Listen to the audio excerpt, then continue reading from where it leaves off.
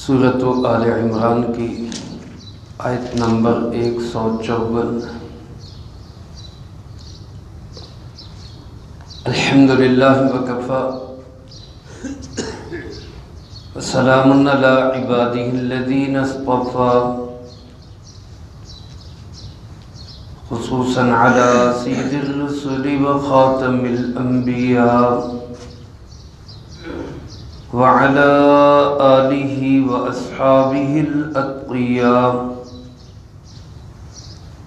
اما بعد فاعوذ باللہ من الشیطان الرجیم، بسم اللہ الرحمن الرحیم۔ ثم انزل علیکم من بعد الغم أمنة نعاسا يغشى طائفة منكم وطائفة قد أهمتهم أنفسهم يظنون بالله غير الحق ظن الجاهلية، يقولون هل لنا من الأمر من شيء، قل إن الأمر كله لله، يخفون في أنفسهم ما لا يبدون لك، يقولون لو كان لنا من الأمر شيء ما قتلنا هاهنا، قل لو كنتم في بيوتكم لبرز الذين كتب عليهم القتل إلى مضاجعهم وليبتلي الله ما في صدوركم وليمحص ما في قلوبكم والله عليم بذات الصدور۔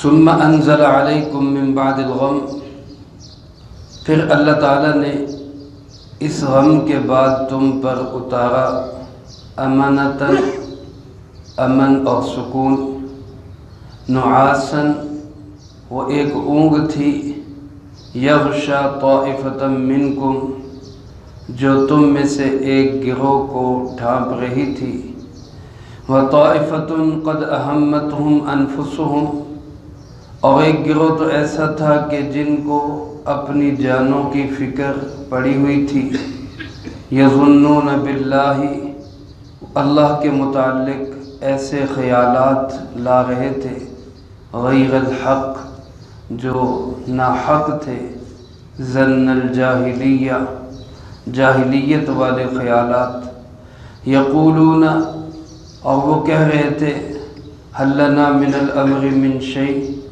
کیا اس معاملے میں ہمارے لیے بھی کچھ ہے؟ قل ان الامر کلہ للہ، اے پاک پیغمبر صلی اللہ علیہ وآلہ وسلم آپ فرما دیجئے، بے شک سارے کا سارا معاملہ اللہ ہی کے لیے ہے۔ یخفون فی انفسہم، وہ اپنے دلوں میں وہ باتیں چھپا رہے تھے، ما لا یبدون لک، جو آپ کے سامنے ظاہر نہیں کر رہے تھے، یقولون لو کان لنا من الامر شیء، اور وہ کہہ رہے تھے اگر اس معاملے میں ہمارا کوئی فائدہ ہوتا، ما قتلنا ہاہنا، ہم یہاں یوں قتل نہ کیے جاتے۔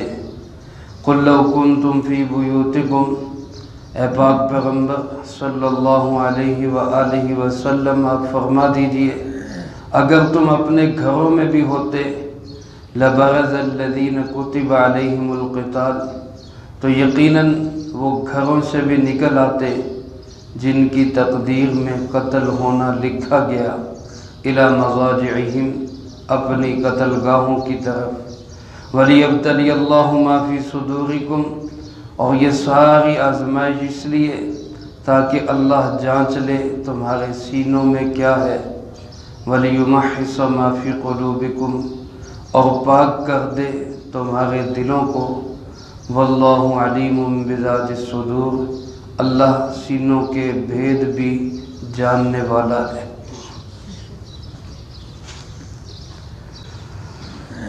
یہ ایک طویل آیت مبارکہ ہے جس کا تعلق غزوہ احد کے واقعات کے ساتھ ہی ہے۔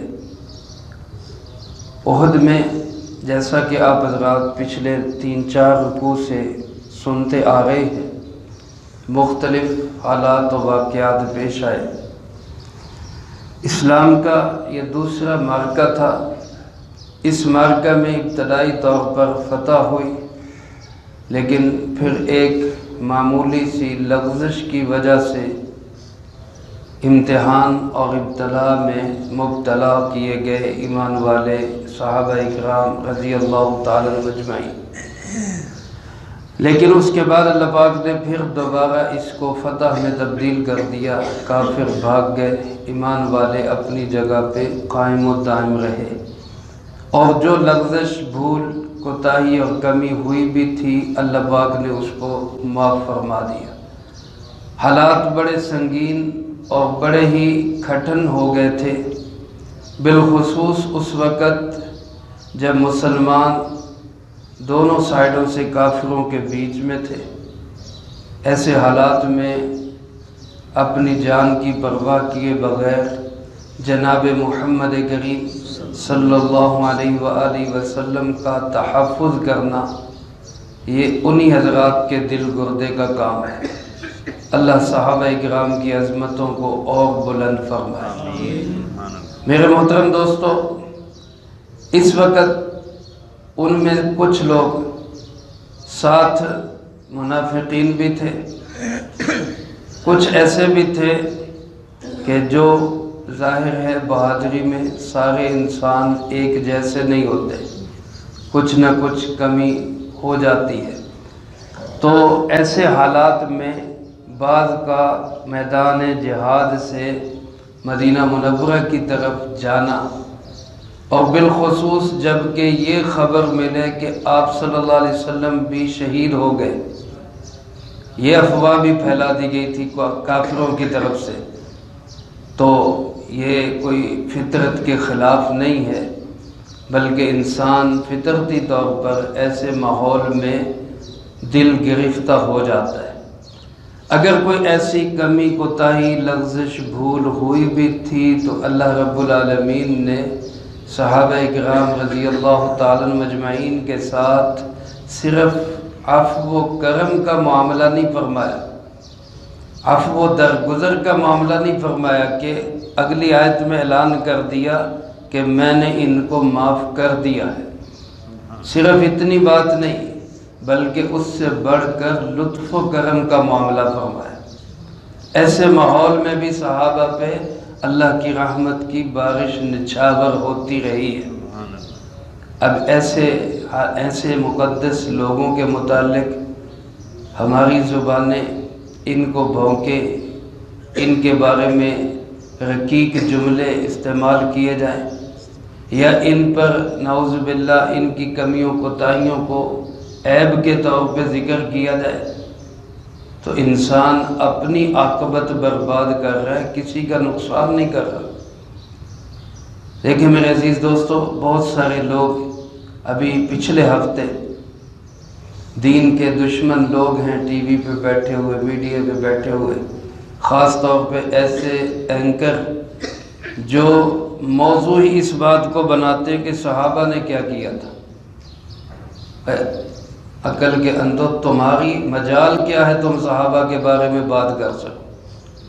تمہاری اتنی اوقات ہی نہیں ہے، تمہاری حیثیت ہی نہیں ہے کہ تم صحابہ کے متعلق کوئی گفتگو بھی کر سکو، اور بیٹھ جاتے ہیں چند ایسے لوگوں کو لے کر جن کو شہرت کا شوق ہوتا ہے کہ چلو ہم بھی ٹی وی پہ آ جائیں۔ بظاہر بیچارے علماء ہوتے ہیں، لیکن شوق میں وہ بھی آ جاتے ہیں۔ آگے پھر ایک آدھ کوئی ایسا تیار کر کے بیٹھایا ہوتا ہے جس نے صحابہ پہ حملے کرنے ہوتے ہیں، اور دوسرے بیچارے کہ ہم بیٹھے ہیں ٹی وی پہ، وہ خاموشی سے بیٹھے رہتے ہیں۔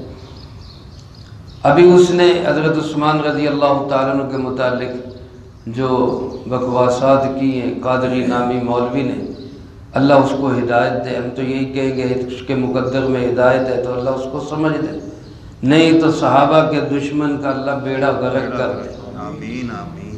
اللہ اس کو عبرت کا نشان بنا۔ حضرت عثمان رضی اللہ تعالیٰ عنہ کے متعلق جی وہ بھی بھاگ گئے تھے جی، وہ بھی بزدل ہو گئے، وہ پیٹھ دکھا گئے، اور اللہ معاف کرے الفاظ ایسے گھٹیا اور بے حیا کہ الفاظ اس نے استعمال کیے کہ اپنی تشریف کافروں کی طرف کر دی انہوں نے، نعوذ باللہ من ذالک۔ اللہ ایسے گھٹیا جملوں سے بھی ہماری حفاظت فرمائے۔ تو یاد رکھیں یہ لوگ، ان سے اگر کوئی بھول کوئی لغزش ہوئی بھی تھی وہ مجھے آپ کو سبق دینے کے لیے کروائی گئی تھی۔ آج کے حالات میں ذرا ہم ٹک کے دکھائیں نا ایمان پر۔ ہماری تو اتنی جرت نہیں ہے کہ ہمارا ووٹ کوئی چھین کے لے جاتا ہے ہم اس کو کہیں کہ تم نے ہمارا ووٹ کیوں چھینا۔ ہم تو اتنے بزدل ہیں، ہمیں ہر مہینے بجلی کا بل ٹھوک کے بھیجتے ہیں، ہم آواز نہیں اٹھا سکتے اور باتیں کرتے ہیں ہم صحابہ کے متعلق جنہوں نے اللہ کے محبوب کی خاطر اپنی جانیں قربان کر دی۔ میرے محترم دوستو، اللہ کا ان کے ساتھ معاملہ نرالا اور عجیب ہے، اس لیے ہمیں صحابہ کے متعلق اپنی زبانیں بند رکھنی چاہیے، اور ایسے لوگ جن کو ہم دیکھیں صحابہ کے متعلق باتیں کر رہے ہیں، ایسے لوگوں کا بھی ہمیں بالکل بائیکاٹ کرنا چاہیے، ایسے پروگرام ہی نہیں سننے چاہیے، ایسے لوگوں کی آواز پہ کان ہی نہیں دھرنا چاہیے، ایسے چینلوں کو بند کرنا چاہیے جو ان مقدس ہستیوں کی عظمتوں کو ہاتھ ڈالنے کی کوشش کرتے۔ اللہ کا معاملہ صحابہ کے ساتھ کیا تھا؟ اللہ پاک فرماتے ثم انزل علیکم من بعد الغم امانا، اس غم کے بعد ہم نے تم پر امن نازل کر دیا۔ صحابہ تو یہ تھے جن کے لیے اللہ میدان جنگ میں بھی امن کے حالات اتار ہے، اتنے بڑے حلے اور غلغلے میں بھی صحابہ کے دلوں میں ایمان اور اطمینان کے سوا اور کچھ نہیں تھا۔ اور پھر ظاہری طور پہ کیا ہوا؟ نعاسن، اللہ نے میدان جنگ میں ان پہ نیند طاری کر دی۔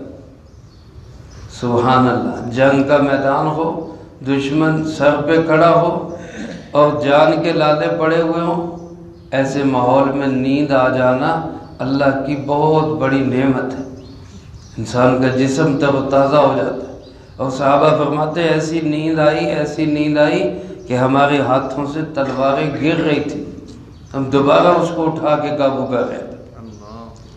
علماء نے لکھا ہے میدان جنگ کے اندر نیند یہ اللہ کی بہت بڑی نعمت ہے، اور نماز کے اندر نیند یہ شیطان کی طرف سے ہے، اور درس کے اندر نیند ہے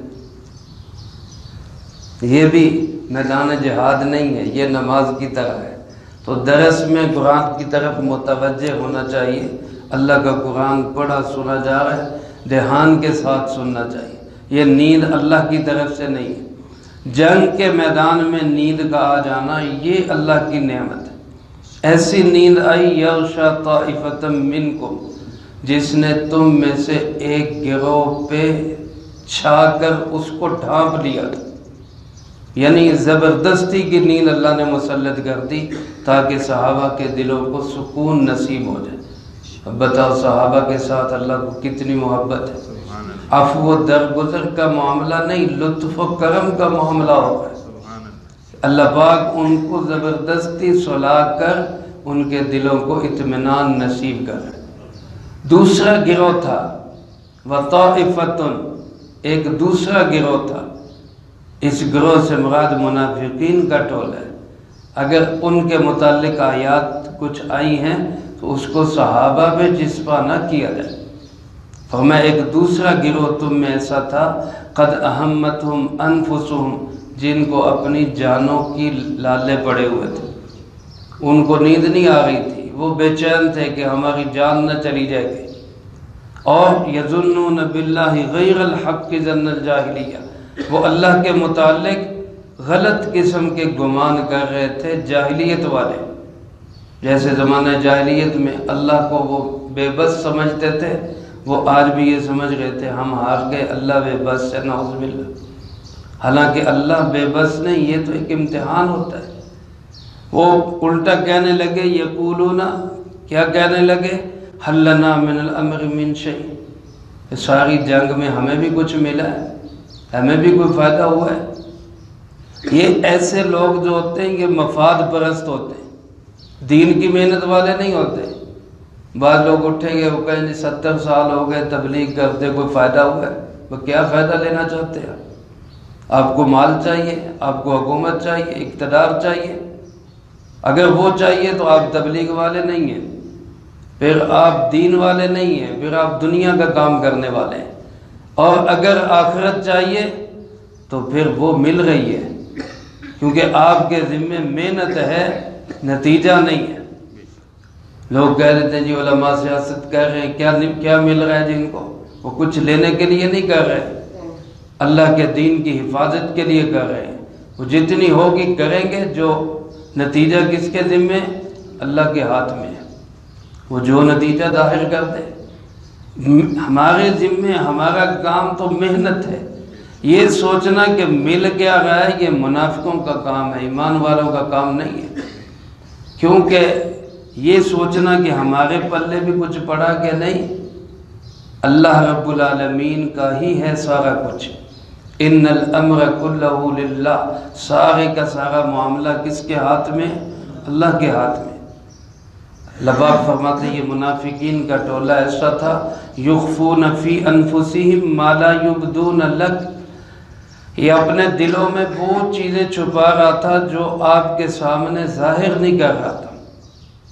اب یہ جملہ میرے دوستو ذرا بتائیں، صحابہ پہ جسمہ ہو سکتا ہے کہ صحابہ کے دلوں میں کچھ اور ہو، آپ صلی اللہ علیہ وسلم کے سامنے کچھ اور ظاہر کریں؟ ایسا ہو ہی نہیں سکتا۔ صحابہ کے جو کچھ دلوں میں تھا وہی کچھ ظاہر میں تھا۔